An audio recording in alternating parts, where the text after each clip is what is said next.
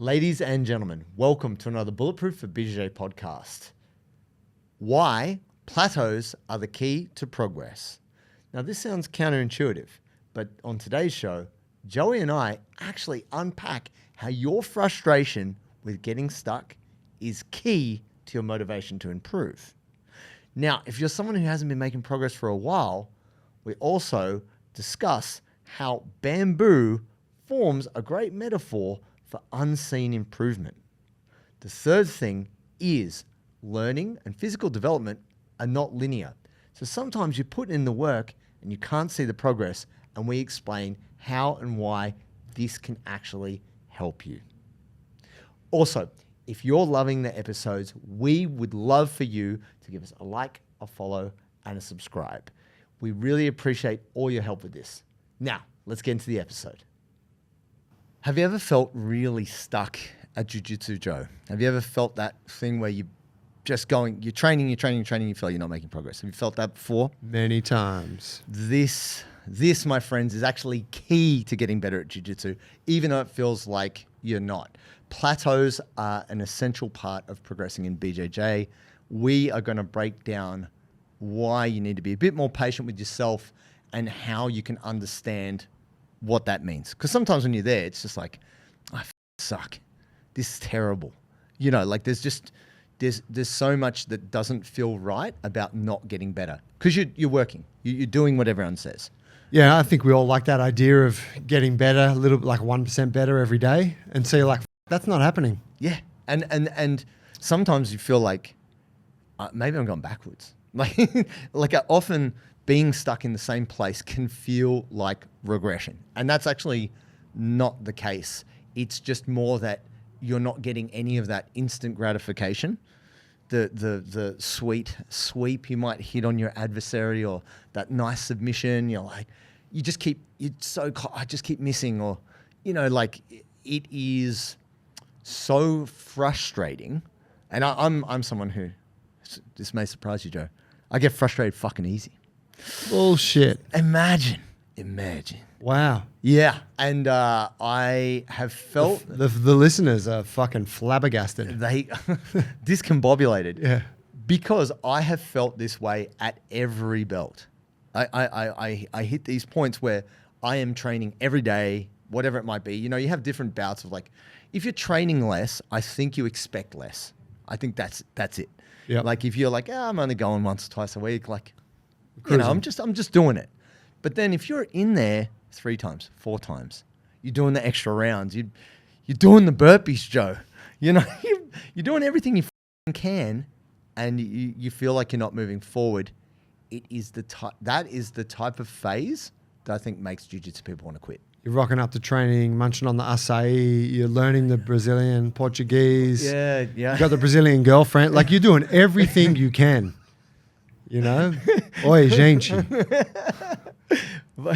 Yay, galera. Yeah. Or you're doing everything you can. Just throwing up shakas in all the photos and shit. All you know, the photos. Yeah, I hear you, bro. You know how to tie the belt. You're doing the solo drills. You're doing whatever you can. You're not making progress. Let's talk about plateaus. So I think that it's not just what I think. This is something I've kind of been working on, learning myself to better understand where effort doesn't immediately translate to results. And this can represent itself in business, can represent itself in the weight room. Like it's learning and physical development, like mental and physical development are not linear. They're just not. It's not as simple as I put $1 in my bank account, I come back the next week and I put another $1 and I'm slowly going up $1, and then hyperinflation has destroyed it all. No, it's not as simple as that, my friends. The reason I say this is because the good thing about the frustration piece is frustration can fuel motivation. Like there is something to being dissatisfied that makes you go, you know, I want it. You keep trying over and over and over. And then when you get it, it's like, yes, it is a breakthrough. That thing about the fight being harder and the result being sweeter is an important thing. And I think that and we've all experienced this in life, where when we got something pretty easy, like whether it was a skill, money, anything. We kind of just was like, that's cool. Like it's nice, whatever, easy. Yeah. But when you work f***ing hard for something, when you finally get that moment where it works or it clicks, it is the sweetest thing. So agree with that. But tell me about the idea of, because I can imagine someone like yourself, right? Which I think like we have similarities in that way, whereby I'm probably just better at outwardly controlling that side of myself. I'm probably just better at life than you, JT. Right? Needless to say. But but for someone who is ambitious, right? And Sure. when you and I think if you are ambitious, it does kind of mean that you often have a bit of a default setting, which is dissatisfaction, right? Because you're always looking to get to the next thing.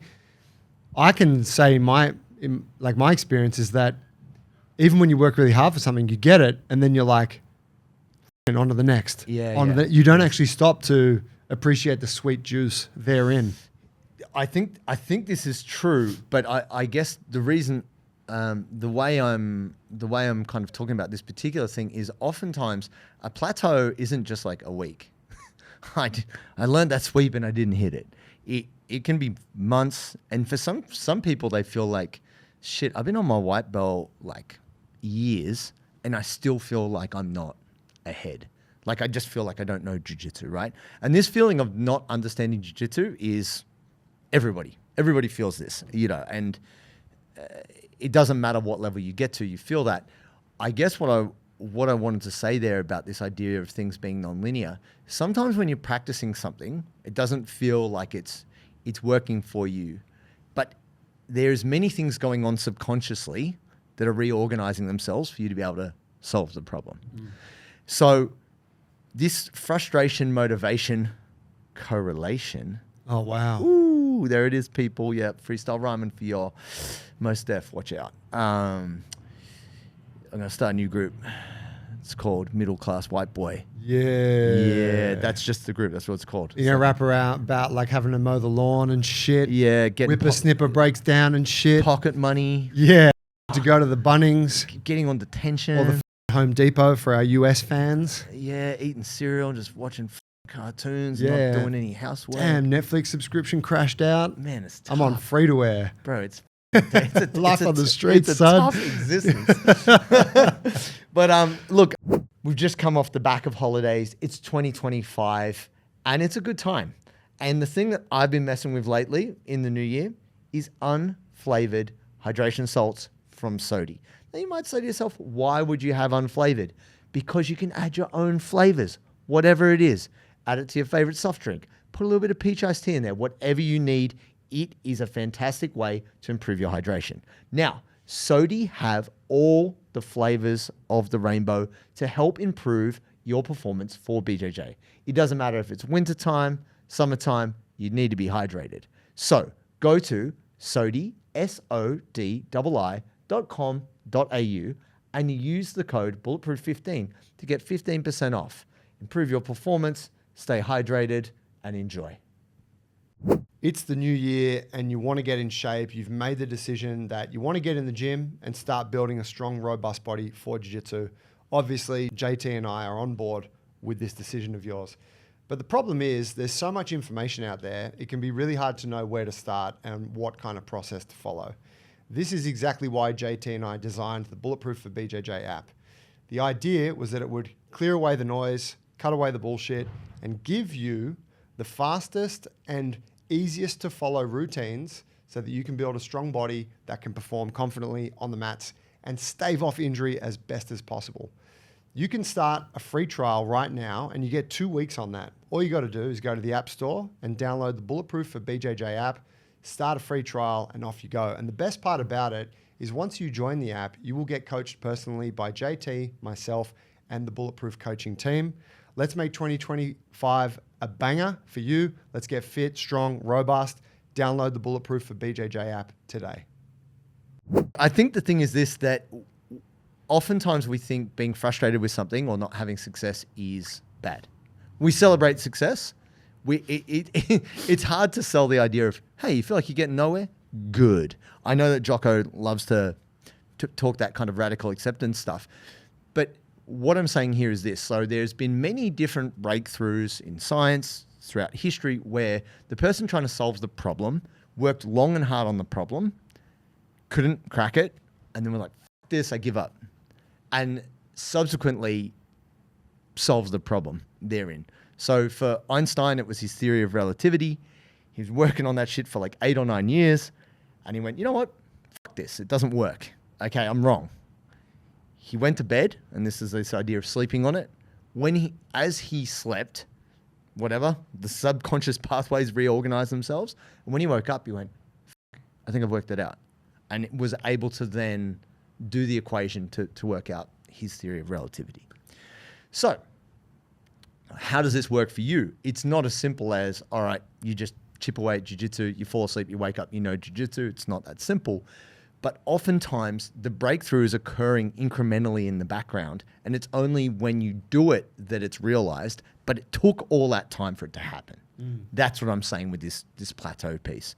Have you had anything like that, Joe, whether it be like handstands or stretching or like anything that was like outside of the realm of jiu-jitsu where it was just felt like a grind, didn't feel good, but you were able to kind of crack something? Have you ever had that kind of experience before with any given skill or experience, whether it be business or is there anything that you can point to with that? Yeah, I've had it. Mostly in business is what comes to mind. Right. And it's probably, it might be a little bit different to what you're asking, but it's like where the needle's not shifting at all. Yep. And then you get to this point of realization where you can look back and go, oh, wow, I've been sort of taking the wrong approach. Mm-hmm. And then you change your approach and then the needle starts to shift. Right. But the thing that I ponder on that is it was necessary to have that period of the needle not shifting To do the wrong reps. to become the impetus to, Right. to have the realization.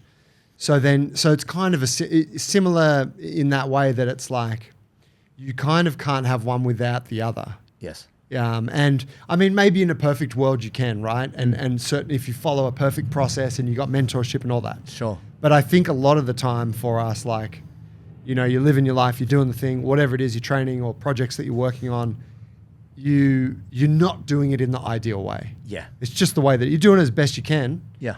But you often are not doing it the ideal way. And so then you do get to that point, you're like, holy shit, man.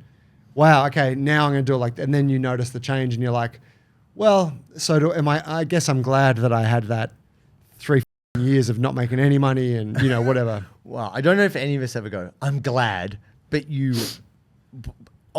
in perspective, you can go, that was part of that process. Yeah. Like you can accept it. The difficulty is when you've had no breakthroughs, when you're just in suck mode and you're like. It's like year 5 and JT said it's coming, man.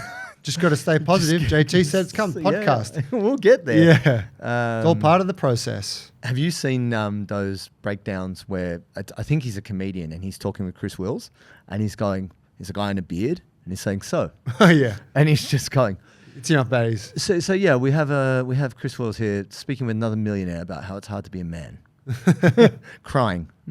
Yeah, in touch with your emotions. Yeah, I see that. Yeah, he does a good job of ripping him. It destroys him. You know what I noticed on those clips? Yeah. Chris Williamson's laugh is so awkward. Yes. It's like this squidgy grimace. Weird. Yeah, it's like someone told him. It's like someone told him don't laugh, and they're like hold it in. You know, you see these people who hold in their sneezes, and they're like hemorrhaging. Yeah, it's probably the juice. Just a muscle spasm around his neck. It's like too much hanging out with Mike Israel. He's like, can't laugh. It's unmanly. And then the guy brought in that guy who's like, oh, we've got one of your listeners. and he's like, and he gets him to quote Chris Wills to him. He's like, this is my stepson. He's been quoting you around the house. He's this fat average guy. And he's like, yeah, teach a man, give a man a fish, he eats a day. You teach a man to catfish. He never, it's like, no, don't say that. It's just all these misquotes of Chris Wills. It's really good. So why do I say this? Podcasts are really, they're long form ideas and sometimes they're direct, sometimes they're not. And you may feel that we can sometimes very indirect. I remember a couple of comments of guys like, if you could have just I just had fast forward to the last 5 minutes to get what this is about. If you guys could just quit rambling and get to the point, and someone wrote, mate, that's the podcast. That's the show, bro. Change the channel. Yeah. You're on the wrong podcast. Yeah. But Jump on a Huberman or some shit. Oh, Huberman. No, you'll get weaker. But your vitamin D levels will be excellent. No, here's the deal. Les Brown. It was a public speaker. I really like Les Brown. Who's Les Brown? Les Brown was a famous kind of Tony Robbins, but African American gentleman in the 80s. Okay. And he would be like, you have greatness within you. And he did big talks in front of huge stadiums. This guy's doing stadium shows before, I think even before Tony Robbins. He was Wow. very big, kind of inspirational, and I think he also had a bit of a religious background in there because he's very much like a preacher. Yeah. He's very good at delivering the lines. Anyway, he has this bit about he talks about, in the Far East they have the Chinese bamboo tree, and I'm like, what do you mean the Far East, bro? We got bamboos everywhere. Joe would know, like you get bamboo in your garden, it's a problem. And anyway, he breaks it down. It's very interesting. He said the Chinese bamboo tree, and he said, it takes 5 years for the Chinese bamboo tree to grow, but for 4 years, it's in the ground. You have to water it every day, 4 years, and only in the 5th year does it break through the ground. And he said, but in 5 weeks, it grows 90 feet tall. 5 weeks only. So you got to ask yourself, is it growing 90 feet in 5 weeks? Or is it growing 90 feet in 5 years? Like your dreams. And he talks about, how it is in the neighborhood. I like the analogy. It's a great analogy. But he said, your dreams, you'd be watering them. And people in the neighborhood be talking. They look at you and they're like, what you doing there? You out there watering? And he said something like, Stevie Wonder and Ray Charles can see nothing ain't growing there. What you doing? And he's just talking about how every day you have to nurture your dreams. It doesn't matter what anyone else thinks because only you know kind of what you're doing. And he's just talking about how progress is not obvious. And the bamboo can die in the ground if you don't actually water it every day and nurture it. And then once it breaks through, it's unstoppable. And I think this is true of jiu-jitsu. And I think people really forget... we don't really care about the work in progress. I'm definitely one of these people. We only care about show me the sexiness, show me the highlight reel, show me the big entertainment thing. And that I would say is probably a byproduct of me just having been brainwashed by Instagram and social media. But this I'm going to reference Leandro Lowin in terms of the bamboo plant analogy. Whoa. RIP, true hero. I still fucked up about Leandro Lowin not being here anymore. Leandro didn't win major titles at blue and purple, and I think he might have won the Brasileiro at brown, but was not known as a champion in his younger years. And generally in the kind of jiu-jitsu world, nowadays, people who win at blue belt, world champion, purple belt, world champion, like these people who come through as champions kind of stay the course. Like this is it's rare that you find someone who comes through to become a black belt world champion who hasn't won subsequent championships. Yep. And maybe people might say that it's almost impossible to do that now. I don't know. But Leandro had not won a major championship until he was a black belt. Yep. And even then, when he was a black belt, if you go back, there's lots of matches he lost. He lost to a ton of guys. They don't know the exact kind of breakthrough for him, but once Leandro broke through, basically one of the most winningest competitors in the history of the sport in terms of won at featherweight, lightweight, middleweight, middle heavy, heavyweight, and absolute. Like, I think he's kind of like the Manny Pacquiao of jiu-jitsu in terms of winning more world titles at more weight classes than anyone. Right. Which is kind of hard to conceive because I met him a couple of times, not a big frame human. So for him to be able to do what he did is quite remarkable. And I think this is the thing. People often are like, but I've been on my blue belt 2 years. I'm f***ing dragging here. I'm stuck. And the difficulty is when you are in it, it feels like forever. But then when you're on the other side of it and you are a purple belt and a brown belt and you're looking back and you're going, oh yeah, it was only 2 years, it's fine. You know, I think the context of the struggle makes it feel longer than it is. And if you think that someone spent 10 years, 15 years before they ever won like a major championship, and then from then out they were unstoppable, that's like, it's pretty hard to conceive. And he was like, I think, you know, of his generation, considered to be like one of the GOATs. About 6 months ago, I wasn't able to get to jiu-jitsu class with the same frequency that I normally would. And for the first time ever, I actually went to an online platform, submet.io, and subscribed. And it was the first time I'd done that because I found that for me, the whole instructionals, downloadable things, DVDs, etc., just never worked. So I thought I would give Submet a go. And what I loved about it was that I could jump straight into a stream of learning with a coach that I wanted to learn from, and that was Lachlan Giles. And the way that the lessons were broken down were really easy to understand. It had all the different positions, all the different submissions, and you could basically just choose the one you wanted to learn, and then you could choose like a different level of difficulty. So beginner, intermediate, advanced. And I'll be honest, I actually jumped in at some of the beginner stuff. The videos were short, the lessons were concise, and the most awesome thing about it was that it just stepped me through from A to B to C. And so you tick the lessons off. It is the most comprehensive learning platform for jiu-jitsu that I've found. And the way that the lessons are structured, it makes it really easy for you to remember what you learn. So it's not just this more information kind of thing. It's really well organized and it's there to help you get better at jiu-jitsu. Our friends at Submeta are offering a discount for Bulletproof listeners.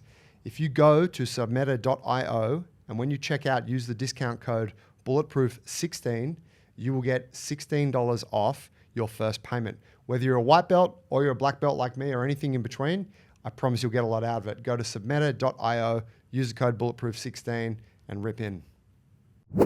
So relating this back to people getting stuck in plateaus, I think there's a lot of juice to be squeezed from being stuck on a thing because it makes you better at it. I believe. Have you got any examples of that for yourself? So let me just to pick into what you said there. I'm taking away that faith is a big component of like being in that plateau. Faith in that you're doing the right thing and that the results will come. Maybe, or just blind determination, like someone just not even a faith, just a I'm just gonna keep going, regardless of if you believe you're going to be successful or not, whatever that looks like to you. But yeah, I mean, many people who do jiu-jitsu have faith, Joe. Obrigado Deus. I mean, you can have faith without being God-fearing, right? Yeah. Yes, that's true. That's the kind of faith I'm talking about. Yeah. To have the faith, of course. Yeah. Separate show. But helpful. Tune into my Sunday sermons. Okay, there we go. I live in the suburbs now. Preacher. Yeah. Joey, it's all in Italian. It's ancient Italian Catholic sermons. They last for hours. If you want to see that side of me, tune on. No, cinema.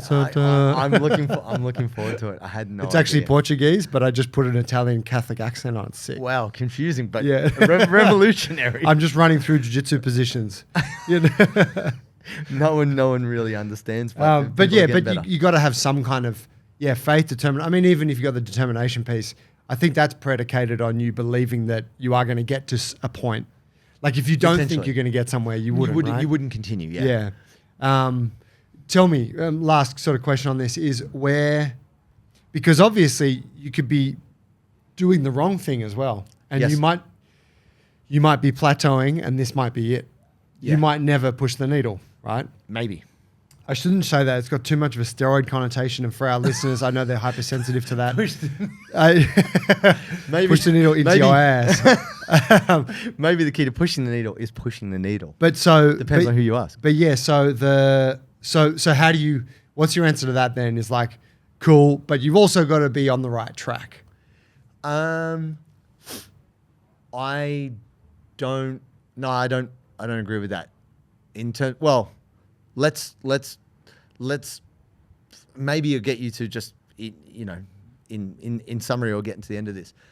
What is the right track? I think the difficulty with jiu-jitsu is there is no right track. I mean, obviously, if you're doing your technique incorrectly. But there was plenty of people, I think. And that worked for me for years. But there's a lot of learning in making a mistake.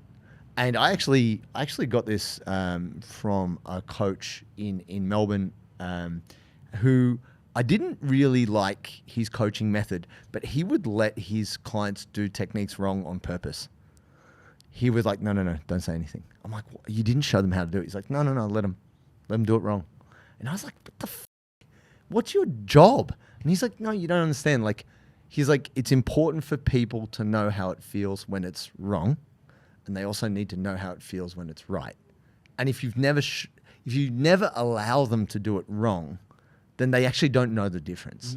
And I was like, okay, that for me, that was very interesting because I was very much in the habit of explaining everything, all the instructions, don't do this, definitely do this, blah, blah, blah, blah, blah. And I never wanted my client to do anything wrong because my ego was too invested in they must be perfect, therefore it's a reflection of me, blah, blah. And he was like, nah, this is learning. Because he's like, maybe they did do it right the first time and you didn't have to say shit, so why would you? Kind of thing. Yeah. But essentially, he stressed that you must let a client be wrong without obviously getting injured, feel that, and then do it right. Yeah. And I actually think that there is a value in doing things incorrectly, provided you do get the correction. But this is the tough thing. We don't always get the correction, whether it's from a teammate or whatever, and we continue to repeat those mistakes throughout our career.